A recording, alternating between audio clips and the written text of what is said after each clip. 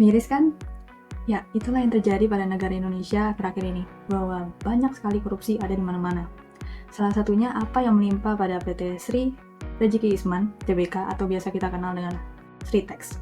Nah, Sritex itu sendiri adalah salah satu perusahaan tekstil yang berkantor pusat di Sukoharjo, Jawa Tengah.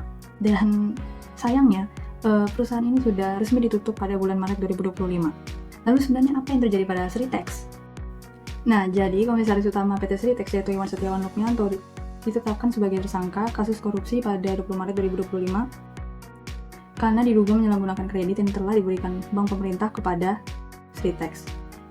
Jadi dalam kasus itu, selain beliau juga melibatkan beberapa tersangka lainnya, diantaranya mantan Direktur Utama Bank DKI yaitu Jainuddin Mapa dan mantan pimpinan Divisi Komersial dan Koperasi Bank BJB yaitu Diki Syahbandinata.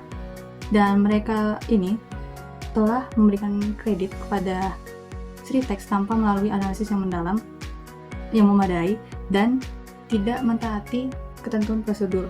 Juga bertentangan dengan Undang-Undang Nomor 10 Tahun 1998 tentang Perbankan, plus tidak menerapkan prinsip kehati-hatian di dalam bank.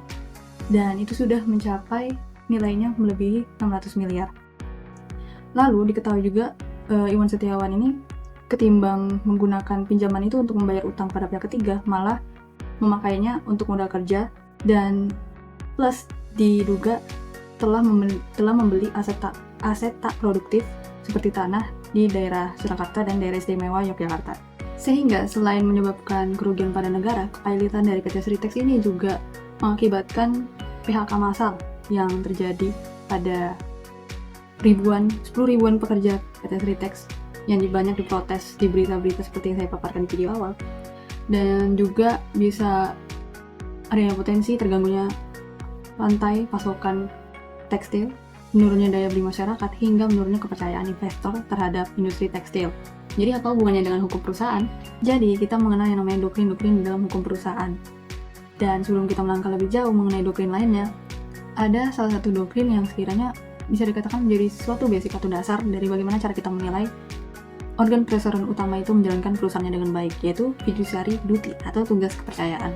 Jadi fiduciary duty itu adalah salah satu prinsip hukum yang mewajibkan seseorang dengan posisi kepercayaan menjalankan perusahaannya dengan etikat baik, loyalitas, kehati-hatian demi pihak yang diwakilinya.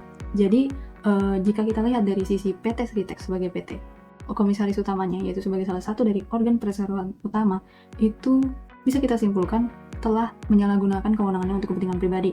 Sedangkan dari sisi pihak bank, kedua bank ini itu ada dikatakan di dalam kronologi kasus itu bahwa tidak melakukan analisis yang memadai, serta dan dari sini bisa disimpulkan juga bahwa ternyata di dalam melakukan analisis ini tidak dilakukan prinsip kehati-hatian yang seharusnya merupakan prinsip wajib yang dilakukan sama bank.